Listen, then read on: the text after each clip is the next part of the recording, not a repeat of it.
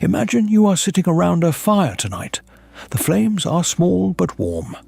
Around you sit maybe 20 people. Some are your cousins. Some are older than anyone can remember. A few are babies wrapped in soft animal skin. The sky above you is impossibly full of stars. No city lights, no noise except wind, crickets, and the quiet breathing of people you love. You have no walls, no locks, no police, no written laws, no government, no money. And yet, somehow, everyone around that fire knows exactly what to do. They know who gets the first piece of meat. They know who decides when to move camp. They know what happens if someone lies. They know the signals that mean danger is coming. They know the songs for when someone dies. Nobody wrote any of this down. Nobody taught it in a classroom. But every single person around that fire carries this knowledge in their body, in their memory, in their blood. These were the hidden rules. And for over 200,000 years, these invisible agreements between people were the only thing standing between survival and extinction. Here is what nobody really tells you about early human tribes. They were not just groups of people randomly living together. They were complex, finely tuned social machines. They had rules about sharing, rules about speaking, rules about loyalty, rules about punishment, rules about love, rules about death. Some of these rules were spoken out loud, others were never said at all. They were understood the way you understand that you do not walk into someone's home and take their food without asking. And when someone broke the rules, the consequences were not always violent. Sometimes the punishment was silence. Sometimes it was laughter. Sometimes it was exile into the dark beyond the fire's edge, which in those days was almost certainly a death sentence. The question is, how did they do it? How did small groups of humans, with no courts or kings or contracts, manage to keep order for hundreds of thousands of years? The answer is one of the most beautiful and strange things in all of human history. And it is still alive inside you right now, whether you know it or not. If you are using this to fall asleep tonight, that is exactly why I make these stories. So consider subscribing and leave a comment telling me where you are right now. What city? What time? I love reading them. Someone in New Zealand at dawn. Someone in Canada at midnight. Someone in a small town in Germany at 2 in the morning. All of us, falling asleep to the same ancient fire. The first rule, everyone eats. Let us go back. It is 50,000 years ago. A group of humans moves through what will one day become the grasslands of Eastern Africa. There are about 30 of them. They have been walking since before dawn. 2 of the hunters return at midday. They are carrying a large antelope between them. The animal is heavy. The men are tired. Their legs are dark with dried blood and dust. The group stops. And here is the moment that matters. The 2 men who made the kill did not sit down and eat the whole animal themselves. They did not give the best cuts to their friends and let everyone else wait. They did not hoard it for tomorrow. Instead, the meat was distributed. The elders got pieces first, then the mothers nursing babies, then the children, then the hunters themselves, then everyone else. This was not charity. This was not generosity in the way we think about it today. This was the most important rule in the entire social system. Everyone eats. Now, you might think that makes perfect sense. Of course, everyone should eat. But think about it from the hunter's point of view. He risked his life. He ran for hours. He used his skill and his strength. Why should he give his kill to a grandmother who stayed at camp all day? The answer is one of the oldest calculations in human history. Because tomorrow you might not catch anything. Today you are the lucky one. But next week you might come back empty-handed. You might be injured. You might be sick. And on that day you will need someone to hand you a piece of their meat. You will need that grandmother's family to look at you and say, "He shared with us, so we share with him." Anthropologists call this system reciprocal altruism. But the early humans who lived by it did not have a name for it. They just knew that hoarding was dangerous. Not because someone would punish you with violence, though they might, but because the entire web of trust that kept everyone alive would begin to unravel the moment one person decided their needs mattered more than the group's needs. Archaeological evidence from sites across Africa and Europe shows us this pattern clearly. At places like Clay's River Cave in South Africa, which humans occupied over 100,000 years ago, researchers found the bones of large animals processed in ways that only make sense if meat was being shared widely. The bones were cracked, marrow was extracted, every edible part was used. This was not one person eating secretly. This was a community meal. The sharing rule was not written anywhere. But break it, and everyone noticed. The group might not say anything directly. They might not call a meeting or declare a punishment. But they would remember. And memory in a group of 30 people is extremely powerful. More powerful than any court. There is a word researchers use for this: reputation. In a small tribe, your reputation is your most valuable possession. More valuable than your spear. More valuable than your shelter. Because your reputation determines whether people help you when you are sick, whether they save food for your children, whether they warn you when danger is coming. Damage your reputation by hoarding, by lying, by taking more than your share, and you might as well be walking into the dark alone. The sharing rule kept tribes together, not because everyone was perfectly kind, but because everyone was smart enough to understand that kindness, in the long run, was the only rational strategy. Think about that for a moment. The very impulse you feel when you see someone struggling and want to help them. The discomfort you feel when you see someone being treated unfairly. That is not just your personality. That is 200,000 years of social programming, written into you by every ancestor who survived, because their group looked out for them. The second rule: watch what you say. Here is something that surprises most people about early human tribes. They were not always loud. We tend to imagine prehistoric life as full of shouting and drama, big personalities arguing over food and territory, constant conflict. But studies of hunter-gatherer societies that survived into the modern era, groups like the Hadza of Tanzania, the San people of southern Africa, and various indigenous Australian communities, reveal something different. These societies tended to be remarkably quiet in certain ways. Not silent, never silent. There was singing and laughter and endless storytelling.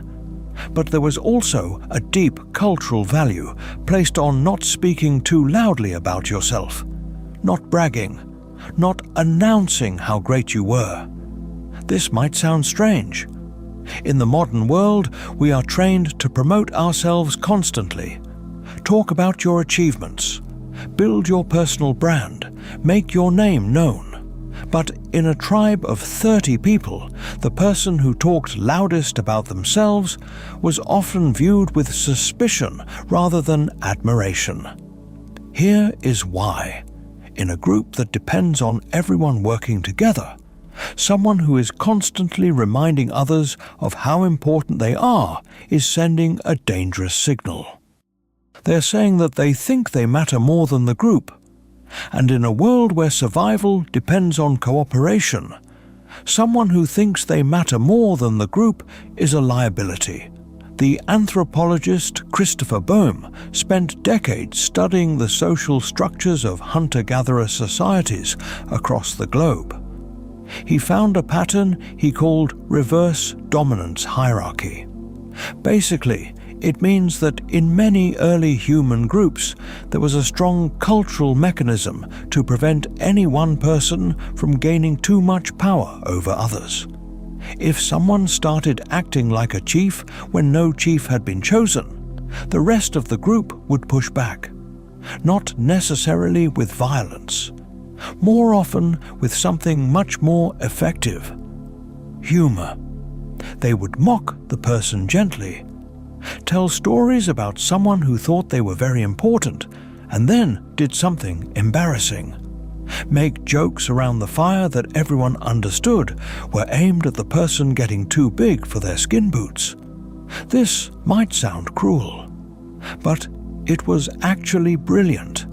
It was a way to keep the group flat, to prevent the kind of domination that could leave weaker members vulnerable, to make sure that power did not concentrate in one pair of hands.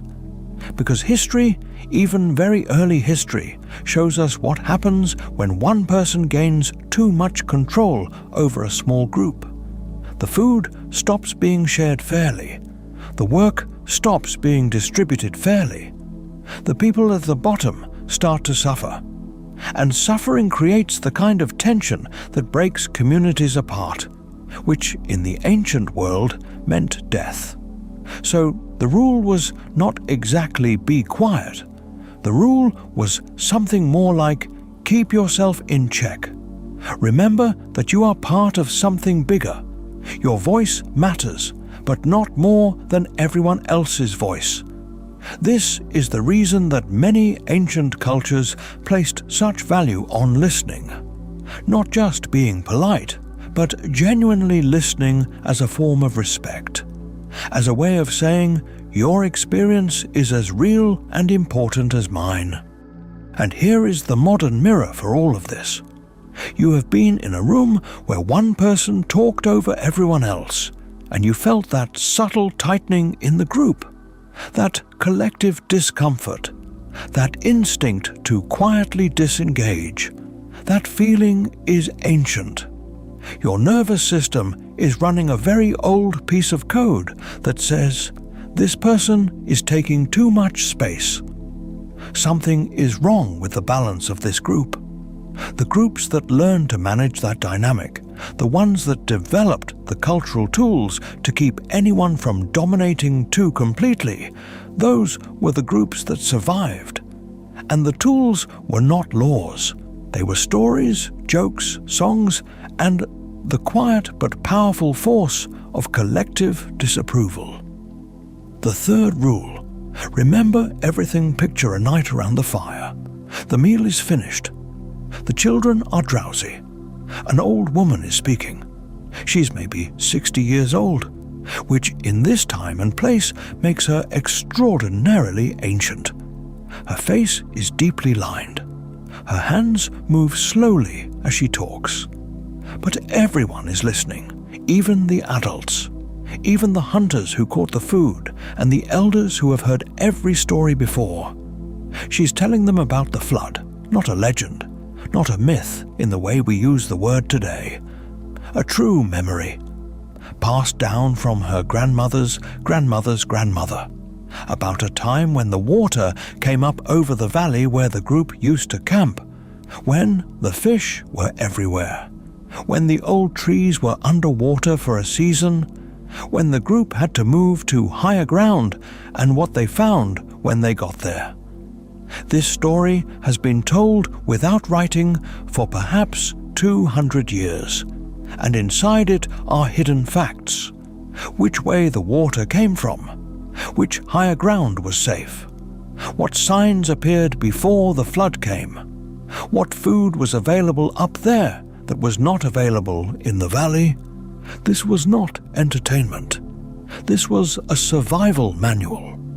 In a world without books, without writing, without maps, without any way to record information except in human memory, stories were the most important technology that existed, and the tribes that built strong story cultures, the ones that developed the habit of telling and retelling the key events of their past, those were the tribes that could survive disasters that destroyed groups with weaker oral traditions. We have extraordinary evidence of this now. In 2016, researchers working with Australian Aboriginal communities found that certain oral traditions described specific coastlines and geographical features that had been underwater for over 7,000 years. The sea level rose at the end of the last ice age, flooding enormous stretches of the Australian coast. And yet, the stories remained accurate, describing mountains and valleys and meeting places that had been beneath the ocean for 7 millennia. 7,000 years. Without writing. Without anything except the human voice and the human memory and the social agreement that these stories must be kept alive. This tells us something extraordinary about what early human tribes were doing when they sat around their fires telling stories every night. They were not just entertaining each other. They were maintaining their civilization's memory. They were preserving the knowledge that every member of the group might one day need to survive. The stories about which plants were safe and which were poisonous. The stories about where water could be found in a dry year. The stories about what happened the last time someone ignored the warning signs in the sky. The stories about the ancestor who made a terrible decision and what it cost the whole group. All of this was encoded in narrative, wrapped in emotion, made memorable through repetition and ritual, and passed from generation to generation with the same care that we might give to something written on stone. The rule, though it was never stated as a rule, was remember and repeat. You owe it to the people who are not yet born to carry what you know forward into time. And the people who took that responsibility seriously, who became the storytellers and memory keepers of their groups, those people were among the most important members of the tribe, not because they could hunt or fight, but because they held the future in their mouths.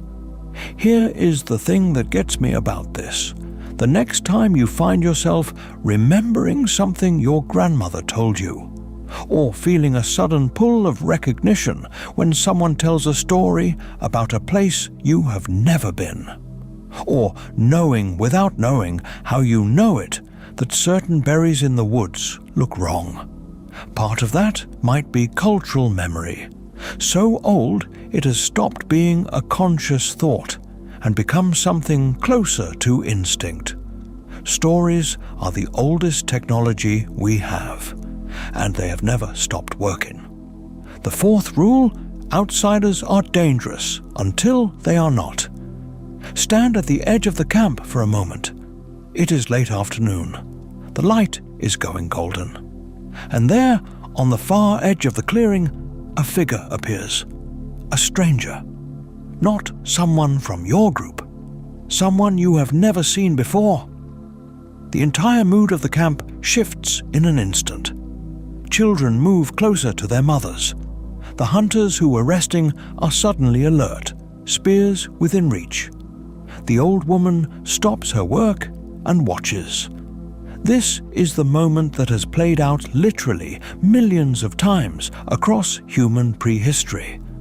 And the way different groups handled it shaped the genetic and cultural makeup of every living human being on Earth. Because strangers were genuinely dangerous. They might be scouts from a rival group looking for resources to take.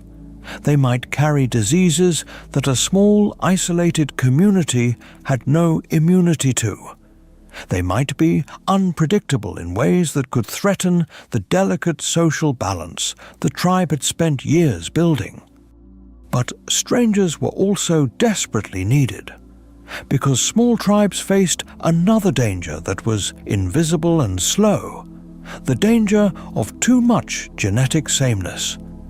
When a group of 30 people only ever reproduces within itself, generation after generation, the genetic diversity that protects against disease and weakness begins to shrink. Rare recessive traits that would normally be suppressed start expressing themselves. The group slowly becomes more fragile in ways it can't see or feel until it is too late. So the tribes that survived were not the ones that simply killed all strangers on sight, and they were not the ones that welcomed everyone in without question. They were the ones that developed sophisticated protocols for turning strangers into allies. The handshake is older than civilization. The practice of showing open palms, of making yourself physically vulnerable to demonstrate peaceful intention, appears in the art and gestures of human groups across every continent. It is one of the most universal human behaviors there is, and it did not emerge from formal social agreement. It emerged from tens of thousands of years of small groups learning how to negotiate first contact with unknown people. Many early human groups developed elaborate hospitality rituals. You feed the stranger, you give them a place by your fire, you offer them something of value: water, food, a night of safety. This creates an obligation. The stranger who has been hosted owes something to the host. There is now a thread of relationship where before there was only threat. It is a kind of social magic. The stranger arrives as a possible enemy. The rituals of hospitality transform them, temporarily but meaningfully, into something closer to a guest. And guests in almost every ancient culture carry a special protected status. To harm a guest was one of the most serious violations of the social code. The ancient Greeks called it xenia, sacred hospitality. Zeus himself was said to oversee it. But the concept appears in cultures with no connection to ancient Greece.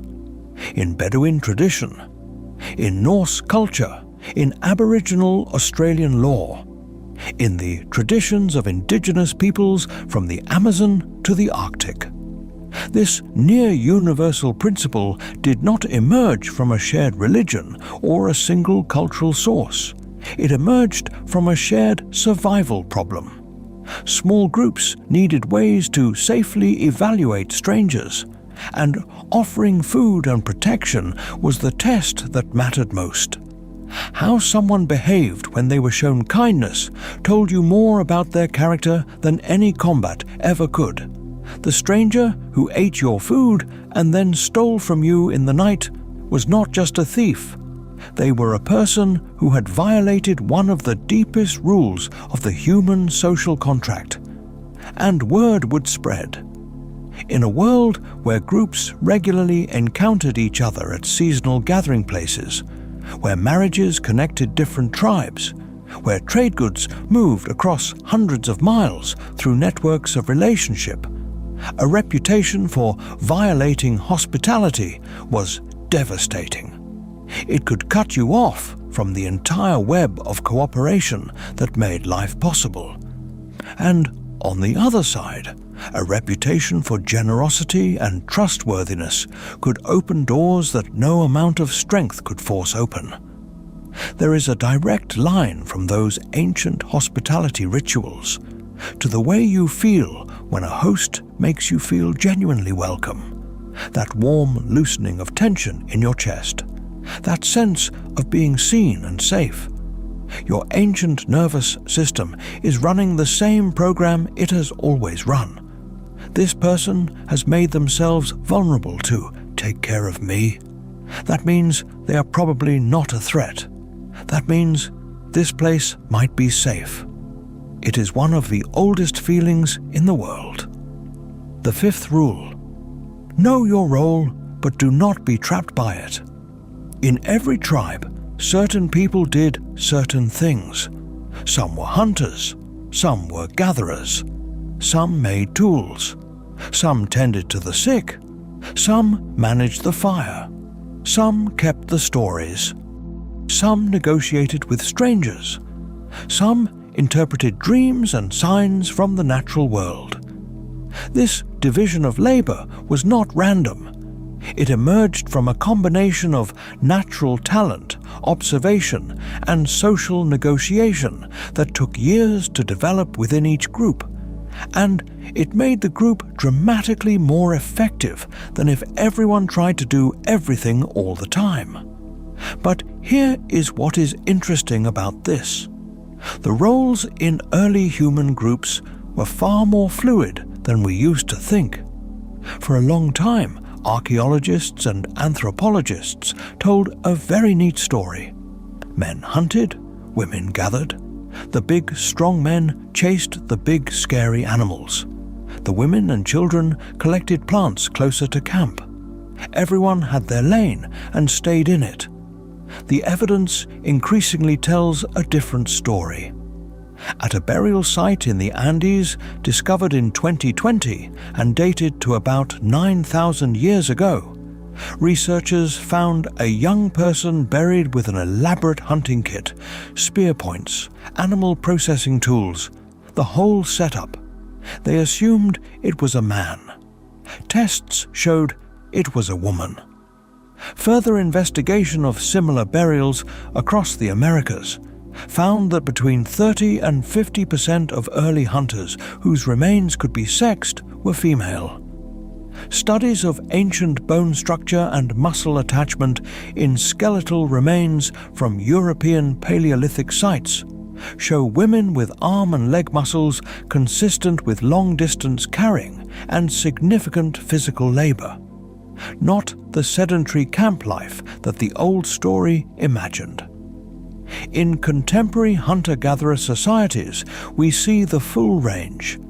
Men who specialize in plant knowledge, women who specialize in tracking, children who are given tasks that match their abilities regardless of gender, elderly people who cannot do physical work but whose knowledge and social authority makes them indispensable. The roles existed. They were real and important. But they were not rigid cages. What was rigid was the expectation that everyone contributed. That was non-negotiable. In a group where survival depended on every person's work, someone who did nothing while others struggled was not just annoying. They were a threat to the entire group's well-being. And the social mechanisms for dealing with that were subtle but powerful. First came the quiet reduction of respect. People would still include you, but your opinion in group decisions would carry less weight. The best food would find its way to others first. Small social courtesies would become slightly less warm. Then came the gentle reminders. A story told around the fire about a person who did not carry their share and what happened to them. A joke that everyone laughed at, but that had a point you could not miss. Then, if nothing changed, came the harder conversations. The direct confrontation, done not with anger, but with the collective gravity of the entire group behind it. And if that failed, in the most extreme cases, came the ultimate sanction. Exile. To be sent away from the group in the ancient world was not a prison sentence in the way we think of punishment today.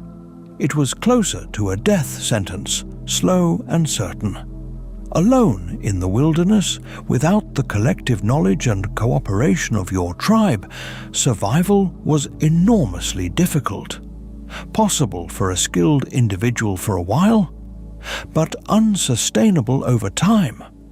The threat of exile did not need to be spoken constantly to be effective. Everyone understood it. It was the ultimate boundary of acceptable behavior. And that understanding created a kind of internal discipline that no external law could fully replicate. But something important needs to be said here. The exile was the last resort, not the first response. Because losing a member of the group was itself costly. Even a difficult person carries knowledge, carries relationships, carries genetic material, carries labor. Every member of a small group represents a real loss when they are gone. So the systems that tribes developed were not primarily punitive. They were primarily corrective. They were designed to bring people back into cooperation, not to cast them out. This is a deeply sophisticated social insight, one that many modern institutions are still struggling to learn. The sixth rule: show respect to the old and the sick. There is a site in what is now northern Iraq where Neanderthal remains were found in 1957. One of the individuals buried there lived for decades with severe physical disabilities. Bone analysis showed that one arm had been amputated above the elbow, probably in childhood or early adulthood. The bones of this arm show signs of arthritis and significant wear, suggesting the person lived for many years after losing the limb. One eye socket showed evidence of an injury that likely caused blindness. The skull showed signs of blunt trauma. This was a person who, by any strict measure of survival fitness, should have died young. But they lived to be old enough for the bones to show decades of accommodation to their disabilities.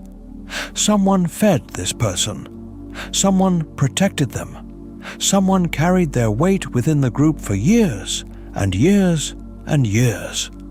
This single skeleton tells a story about the hidden rules of ancient tribes that no amount of theoretical reasoning could replace. Because it shows us that even before our species existed in its fully modern form, human groups were already operating with a value system that extended care beyond immediate usefulness. Not because it made economic sense, not because the disabled person could somehow repay the group for the burden of their care, but because the group had a rule, unspoken but powerful, that you do not abandon your own. This rule was not just emotional, it was strategic. Groups that cared for their elderly and infirm were groups that preserved hard-won knowledge. An elder who could not hunt anymore could teach, could remember, could negotiate, could perform the social and ritual functions that held the group together. A mother who could not gather for a season because she was healing from an injury would remember that the group helped her when she needed it, and that memory would shape her behavior toward others for the rest of her life. It would deepen her investment in the group's well-being. It would make her a more reliable member of the community that had chosen to support her. There is a return on investment in caring for the vulnerable, even in the most practical sense, but you have to be able to see long enough into the future to calculate it. And that long-term thinking was itself one of the remarkable capacities that distinguished early human groups from most other social animals. The care for elders also served a function that is easy to overlook. It kept the young from being afraid of aging. In a culture that abandoned its old and sick, every younger person would live with the constant terror of what would happen to them when they became old or sick. That fear would create a permanent undercurrent of anxiety that would destabilize the entire social system. Every illness would be a reminder of potential abandonment. Every injury would be a glimpse of future exile. But in a culture where the group reliably supported its vulnerable members, aging and illness became less terrifying. You would see the old woman at the fire, respected and fed and valued. And you would know that when your own time came, the same hands would reach out to steady you. This is one of the most profound insights in all of social evolution. Generosity toward the vulnerable is not just morally important. It is a technology for reducing collective fear, and groups with less fear function better. Think more clearly, take better decisions, cooperate more smoothly. The rule was never stated as a rule, but it was held by the group, by the fire, by the long memory of every story ever told about what happened to a person who was cared for and what they gave back. The seventh rule: make the big moments matter. Something strange happens when a child is born in a small tribe. The event itself is biological. A new person enters the world, but the tribe does not treat it as merely biological. There is ceremony, there is marking, there is a communal acknowledgement that something significant has occurred that changes the shape of the group. The baby is given a name, not just any name. A name with history in it. A name that connects the new person to ancestors and places and stories. A name that says to the child and to everyone else, you belong here. You are part of this line. This is who you are in relation to us. Same with death. When someone dies in a hunter-gatherer tribe, the body is treated with ritual attention. Some groups bury the dead with their tools and their ornaments. Some paint the body with ochre. Some place flowers. Some hold a period of mourning that involves specific behaviors from the whole group. None of this is practically necessary. The practical thing to do when someone dies might be to simply move on. Mourn privately and keep walking. The world does not stop for grief. But the world does stop. The tribe stops. The rituals happen. And the reason is not just emotional, it is structural. Rituals mark transitions.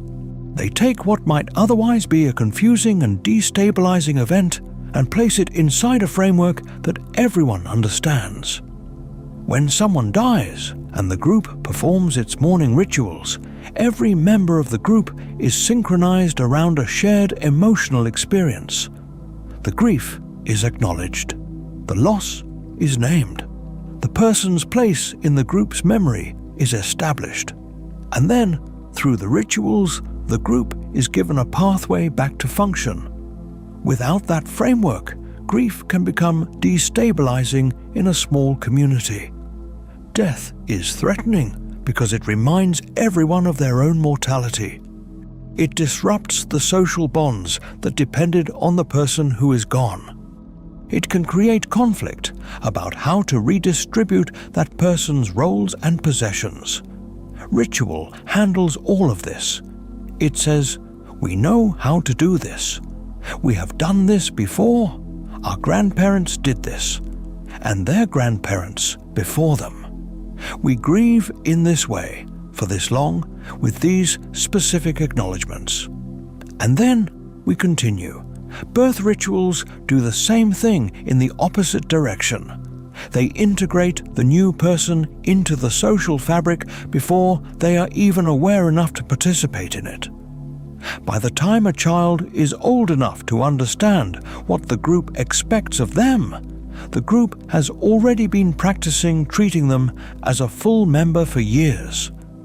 These rituals were not decorative. They were load-bearing walls of the social structure. A group without rituals for its major transitions would be a group in constant destabilization. Every birth, every death, every marriage, every coming of age, every drought and flood and injury would be navigated without a shared map. And in a world where keeping the group together was literally a matter of life and death, the groups that had developed the richest ritual life had a genuine survival advantage. The archaeologist Ian Tattersall has argued that this capacity for ritual, this ability to use symbol and ceremony to manage the emotional life of the community, may be one of the most distinctly human things that exists. More distinctly human, perhaps, than tools or language alone. And it is still everywhere. In the funerals where we tell stories about who the person was and what they meant to us. In the weddings where we witness each other's commitments and make them real through communal recognition. In the graduations where we mark the passage from one status to another. In the birthdays where we stop and say, "You are here, you matter. We see you. You do these things because your ancestors did them, and their ancestors before them, stretching back beyond memory, beyond story, into the very early morning of human time." The 8th rule. When the group argues, someone has to hold the center. Every tribe had conflict. Let's be clear about that. These were not peaceful utopias. They were groups of human beings with complex emotions and competing needs and imperfect information about the world. They had jealousy and anger and grief and ambition and desire and fear. All of the same things we have today. They argued about food, about territory, about who was working hard enough and who was getting a free ride, about relationships, about what the strange sounds in the dark last night meant, about whether to move camp or stay another season. And some of these arguments could have destroyed the group if they were not managed. So every tribe developed, over time, a set of people who held a particular function in moments of conflict. Not necessarily leaders in the modern sense, not commanders or kings, but something more like anchors. People who held the center when everything else was pulling apart. These were usually, though not always, the oldest members of the group, the ones who had seen the most conflicts, who remembered how previous disputes had been resolved, who had the kind of authority that comes not from strength, but from time. When two hunters argued about a kill and the argument threatened to turn violent, it was the old man or old woman who would step between them. Not to issue a verdict, not to declare one person right and one person wrong, but to slow everything down, to say, remember when something like this happened before. Remember how it felt.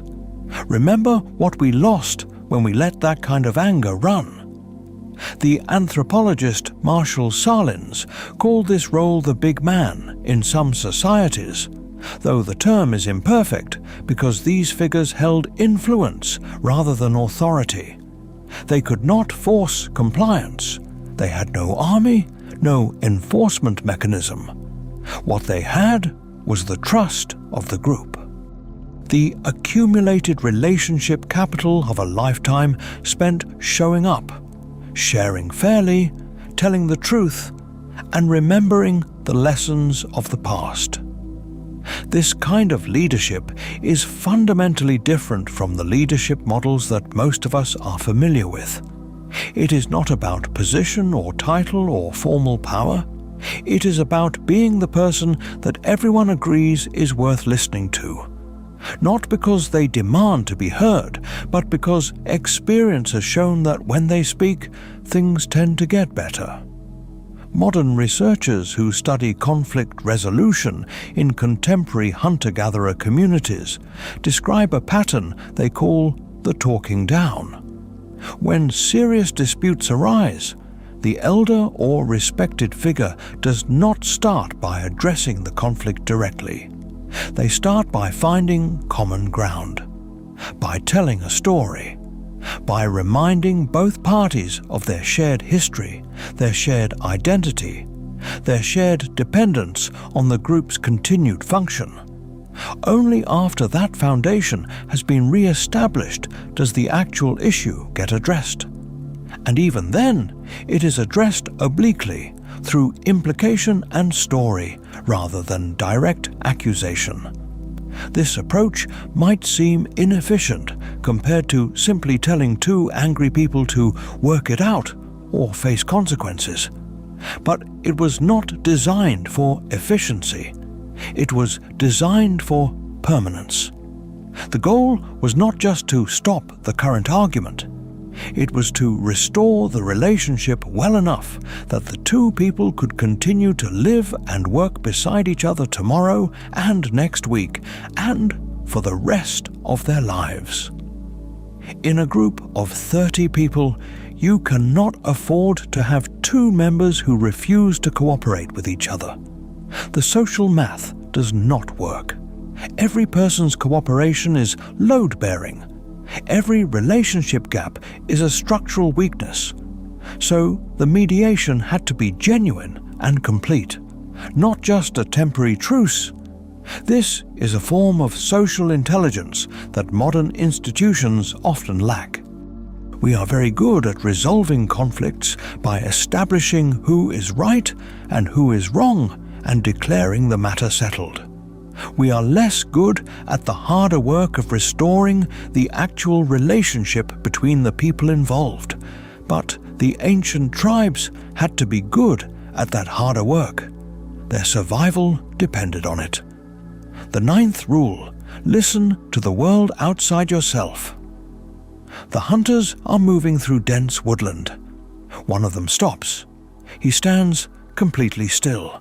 His eyes are half closed, his head is tilted at a slight angle. Everyone else stops too, without a word. For perhaps 30 seconds, nothing happens. The wind moves through the leaves above. A bird calls somewhere to the left. Then the hunter exhales slowly and makes a small motion with his hand. The group shifts direction without speaking a word. What did he hear? What did he sense? To most modern people walking through those same woods, nothing unusual would have registered. The sounds would have blended into background noise. The slight change in bird behavior would have been invisible. But the hunter had spent his entire life learning to read that environment the way you might read a page of text. Every sound had a meaning. Every shift in behavior among the animals was information. The pattern of shadows in a clearing could tell you where an animal had been standing within the last hour. The angle of broken grass could tell you which direction something large had moved. This kind of environmental reading was itself a hidden rule of tribal survival. Not a rule that anyone stated explicitly, but a value that the entire culture reinforced constantly. Pay attention to the world outside yourself. In the language of modern psychology, this is sometimes called ecological awareness or environmental sensitivity. But in the ancient tribes, it was simply the most basic form of competence. The person who did not pay attention to the world around them was the person who stepped on a snake, who drank from the poisoned water, who failed to notice the weather sign that meant a storm was coming. And the interesting thing is that this attention was not just individual, it was social. The group functioned as a collective sensing system. Different members noticed different things. One person had exceptional night vision. Another could hear pitches that most people missed. Another had an uncanny ability to read animal behavior. Another was extraordinarily sensitive to changes in weather patterns. Together, the group had a perceptual range far beyond what any individual could achieve alone. And they shared this perception constantly, not in formal reports. In casual, ongoing conversation, a comment here, a gesture there, a story told in the evening that embedded an observation in a form everyone would remember. The information flowed through the group continuously, so that the whole tribe's picture of its environment was constantly being updated by the observations of every individual member. This collective sensing has a name in modern science: distributed cognition. It describes the way that intelligence and perception can be spread across a group of individuals, functioning as a single extended mind. But the ancient tribes did not need that name. They just knew that when you came back to camp, you told people what you had seen. You shared your observations the way you shared your food, because both were survival resources, and both became more valuable through sharing. There is a modern echo of this that is worth noticing. The reason that you feel more anxious when you are isolated from other people is not just about loneliness in the emotional sense. It is also about information. When you are part of a group, you have access to everyone's observations, everyone's knowledge, everyone's reading of what is happening in the shared environment. When you are isolated, you only have your own perception. And for a species that evolved in groups, that narrow view feels genuinely dangerous. Your ancient brain does not distinguish between being alone in an apartment and being alone on a Paleolithic savanna. Both register as potential threat. Both trigger the same low-level anxiety that says, "I am not getting enough information about what is happening around me. I need more eyes. I need more ears. I need my group." The 10th rule: take care of what takes care of you. There was something that the oldest tribes understood about the land they lived on that took modern societies a very long time to rediscover. The land was not just a resource, it was a relationship. If you took too much from one place, that place would not be able to give as much next time. If you burned too hot, you destroyed the roots that would feed you next year. If you killed every animal in a valley, you could not come back to that valley. If you fouled the water source, you poisoned yourself. These were not abstract environmental principles. They were survival lessons learned through painful experience over thousands of generations. The groups that did not learn them died out. The groups that survived were the ones that developed deep, careful relationships with the specific landscape they depended on.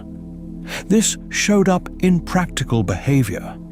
Hunter-gatherer groups moved in patterns that allowed the resources they used to recover.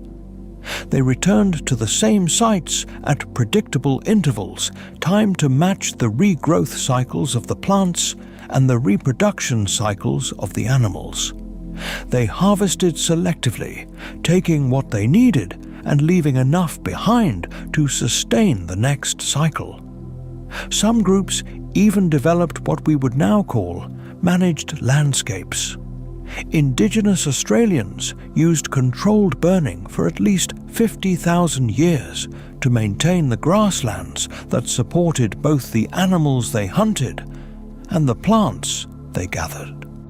The fires were set at specific times, in specific locations, in specific ways that regenerated the land rather than destroying it. When European settlers arrived in Australia and eventually stopped the traditional burning practices, massive, uncontrolled wildfires began occurring with devastating regularity. The absence of the 50,000-year-old land management system created exactly the kind of environmental catastrophe that system had been preventing. This is an astonishing fact. A land management technology developed by small groups of hunter-gatherers over thousands of years proved more effective at maintaining a healthy ecosystem than 2 centuries of modern scientific forestry. But back to the hidden rule itself. The rule was something like this. This place has given us everything: water, food, shelter, safety. We owe it care in return. Not because someone is watching and will punish us if we waste, but because we understand in our bones that our lives depend on its health. This was not sentimentality about nature.